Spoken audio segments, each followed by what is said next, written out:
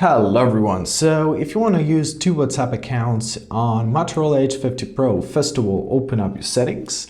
Now you're gonna scroll down to your system tab. Here it is, choose multiple users, press allow multiple users, and now we gotta press add user. Press next, let's give it an info, let's name it 333, no 334 is good, press done. And we got created new user. Now let's press switch to 323. Press setup now. And now we will need to set up a new account. So let's do this. Press continue.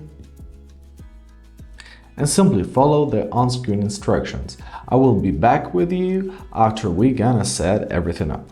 Alright, so after we've set up a new account, now press Play Store, press Search.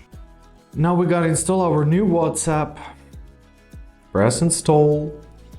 And now that's it. Now we can use two WhatsApp accounts on the same phone, because we can always switch between the accounts. So we've got WhatsApp here. Let's press Settings, press System, Multiple Users, switch to Owner. And that's it. Now we switched to our original account.